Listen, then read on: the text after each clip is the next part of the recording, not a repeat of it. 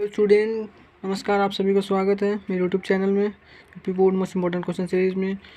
तो आशा करता हूँ कि आप लोग ठीक होंगे लोग और अपने पूरे प्रिपरेशन को अच्छे से कर रहे होंगे लोग। तो जैसे कि मेरे यूट्यूब कमेंट बॉक्स में कमेंट आया था और काफ़ी लोगों का डिमांड भी था कि मतलब वन डे ग्राफ जनित्र जो टॉपिक है वो काफ़ी बच्चों को समझ में नहीं आ रहा था। क्या कैसे मतलब चीज़ें हैं उसको समझ में नहीं आ रहा था, तो उसके मतलब कैसे लिखना है चीज़ों को, कॉन्सेप्ट कैसे है बच्चों को समझ में नहीं आ रहा था। काफ़ी डाउटफुल बच्चे थे तब, काफ़ी बच्चों के कॉल्स आए थे, मेरे पास मैसेज भी आए थे कि मतलब भैया मुझे वन डे ग्राफ जनित्र नहीं समझ में आ रहा है, उसको समझाइए। तो आज के वीडियो में हम लोग पूरा वन डे ग्राफ का जनित्र पूरा चीज़ें जो भी मतलब उसका सिद्धांत, उसका क्रियाविधि और उसका उपयोग और उसका क्या दोष है, यानी क्या उसका हानि है, मतलब क्या नुकसान है, सारी चीज़ें हम लोग देखेंगे लोग, ठीक है ना। उसका लिमिटेशन वगैरह क्या है, सारी चीज़ें उसके विषय में देखेंगे A to Z। और इसके ये बहुत इंपॉर्टेंट क्वेश्चन पेपर में आने की काफ़ी प्रोबेबिलिटी है। फिगर वाले क्वेश्चन में ये है, ट्रांसफार्मर है और भी बहुत सारे क्वेश्चन है, तो आप लोग देख लीजिएगा लोग। तो आज के वीडियो में हम लोग बस देखेंगे लोग वन डे ग्राफ जनित्र क्या होता है, ठीक है ना। चलिए स्टार्ट करते हैं। बेसिकली वन डे ग्राफ जनित्र को होता है क्या है, देखिए ये मैं एक फिगर भी बना के रखा हूँ, इसी के दो थ्रू आपको पूरा कॉन्सेप्ट समझाऊंगा वन डे ग्राफ जनित्र का, ठीक है ना।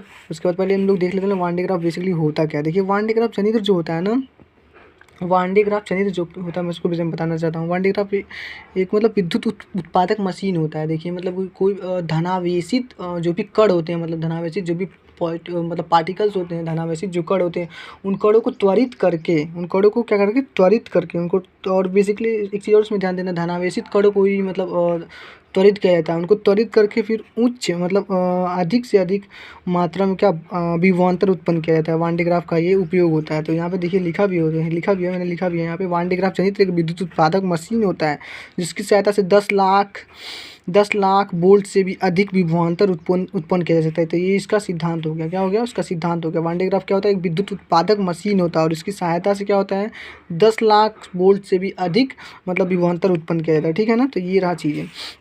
अब इसका प्रोसेस वगैरह थोड़ा डिस्कस कर लेता हूँ, मतलब इसका प्रोसेस क्या होता है। देखिए बेसिकली दो चीज़ों पे मतलब काम करता है। देखिए क्या आप लोग फार्मूला ये आप लोग इस चैप्टर का फार्मूला भी इस चैप्टर में आप लोग पढ़े होंगे लोग।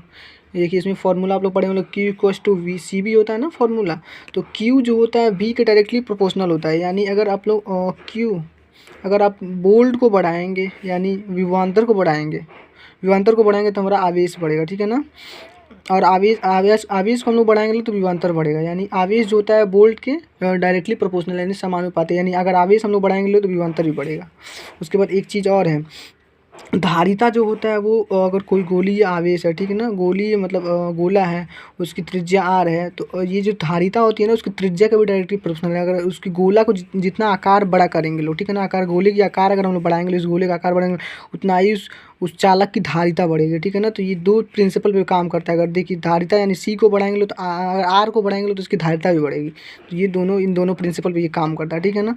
उसके बाद चलिए हम लोग फिगर वगैरह में बड़ा अच्छे से पूरा डिस्कस कर लेते हैं। देखिए फिगर में क्या होता है बेसिकली, देखिए ये पूरा ये जो नीचे लगा होता है ना ये स्तंभ होता है, ठीक है ना।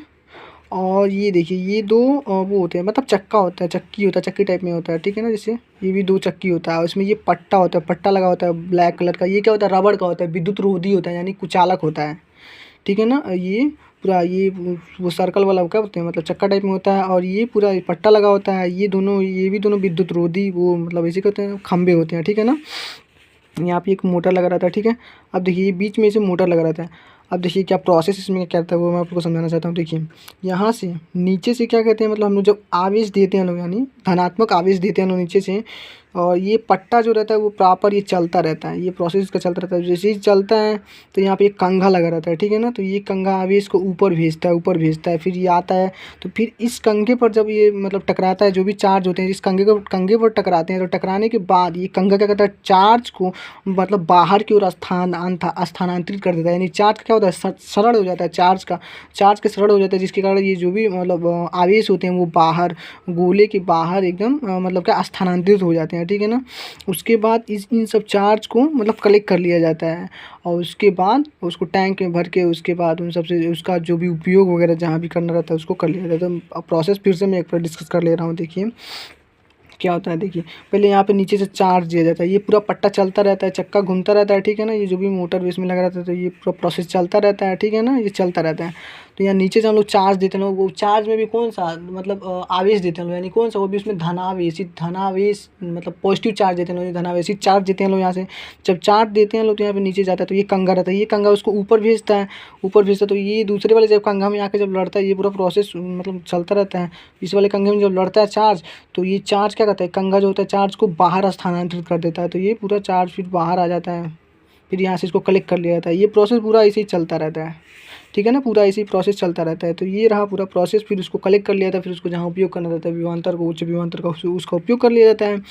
तो ये रहे मतलब पूरा क्रियाविधि वगैरह आप लोग अच्छे समझ में लिए होंगे लो, तो ये क्रियाविधि आप लोग अच्छे से लिख दीजिए बोलो, ठीक है ना।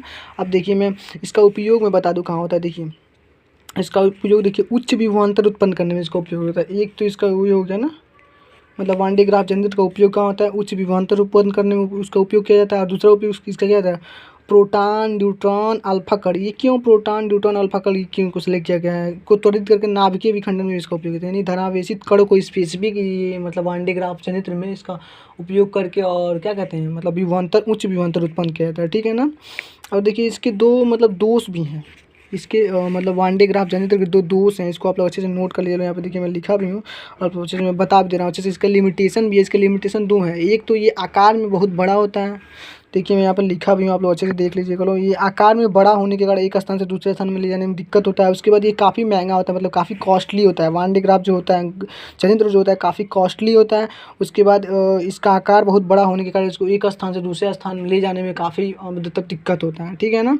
यानी अगर किसी एक कमरे में इसको शिफ्ट कर देना वान डे ग्राफ जनरेटर को, तो उसी वहीं पे वो काम करता है। ये नहीं कि उसको फिर से दूसरे जगह ट्रांसफ़र करना हो तो काफ़ी दिक्कत होगा। तो यानी काफ़ी बड़े आकार में होने के कारण इसको एक स्थान से दूसरा स्थान में ले जाने में दिक्कत होता है, और ये काफ़ी कॉस्टली होता है, यानी काफ़ी महंगा होता है। तो ये दो इसके दोष हो गए। और इसका उपयोग वगैरह मैंने बता दिया, इसका उपयोग वगैरह ये देखिए उपयोग काफ़ी इंपॉर्टेंट है, उच्च विभवांतर उत्पन्न करने में तथा प्रोटॉन न्यूट्रॉन अल्फा कण को त्वरित करके नाभिकीय विखंडन में विघटन में इसका उपयोग किया जाता है, ठीक है ना। तो ये रहे वान डे ग्राफ जनरेटर के पूरे मतलब प्रोसेस वगैरह कार्य वगैरह। तो अगर ये one day graph generator topic आप लोग को अच्छे से समझ में आया तो कमेंट बॉक्स में अच्छे से कमेंट कीजिए लोग, ठीक है ना। और तो ये रहा पूरा प्रोसेस। ये देखिए ये पट्टा पूरा चलता रहता है, जैसे पट्टा चलते हैं तो चार्ज जो होता है ये बाहर मतलब क्या कहते हैं स्थानांतरित कर देता है, यानी चार्ज बाहर ट्रांसफर कर देता है। फिर सारे चार्ज को कलेक्ट कर लिया जाता है, और एक ऐसा समय आता है कि सब बहुत अधिक मात्रा में चार्ज कलेक्ट हो जाते हैं, ठीक है ना। तो ये रहा पूरा प्रोसेस, और इसे 10 लाख वोल्ट से भी अधिक विभवांतर इसे उत्पन्न किया जा सकता है। तो ये काफ़ी मतलब अच्छा इसका प्रॉफिट है इससे है, ठीक है ना। तो ये रहा वान डे ग्राफ जनरेटर। तो इसका फिगर वगैरह आप लोग अच्छे से प्रैक्टिस कर लीजिए और इसका क्रियाविधि वगैरह आप लोग लिख लीजिए लो। बाकी सारी चीज़ें तो मैंने सिद्धांत और उपयोग और दोष वगैरह तो मैंने बता ही दिया है, ठीक है ना। और क्रियाविधि जैसे मैंने बताया है, क्रियाविधि को कैसे लिखना है आप लोग को अपने शब्दों में लिखना है, यानी जो आप फिगर में जैसे जैसे कर रहे हैं मतलब जैसे जैसे चीज़ें हो रही हैं प्रोसेस, उसको आप लोग अपने शब्दों में लिखे लो, ना कि जो बुक में या गाइड में जो भी चीज़ें जहाँ अलग लिखा हुआ है उसको छापने की ज़रूरत नहीं है, क्योंकि वो आप लोगों को फिर याद नहीं होगा। आप लोगों को प्रोसेस को पूरा अपने हाथ से खुद लिखना है, खुद प्रोसेस लिख के खुद लाइन वाइज क्रम से पूरा आप फिगर बनाते रहना है, क्रम को समझते रहना है, फिर प्रोसेस को अपने हाथ खुद से लिख के पूरा उसमें लिखना है। ये नहीं कि जो गाइड वगैरह में लिखा है उसको छाप लेना है, ये गलत तरीका। उसी चीज़ें अच्छी नहीं, सब उसे आप याद ही नहीं करेंगे फिर काफ़ी दिक्कत होगा। तो क्या करना है, उसको नंबरिंग करके नंबर पॉइंट वाइज पूरा अच्छे से जो भी प्रोसेस हो रहा है, जो भी आप लोग मतलब समझें उसको अच्छे से लिखना है, ठीक है स्टूडेंट। Thank you. तो आज की वीडियो को हम लोग यहीं पे एंड करते हैं। तो ये रहा वान डे ग्राफ जनरेटर, आप लोग अच्छे से प्रैक्टिस कर लीजिए, ठीक है स्टूडेंट। Thank you.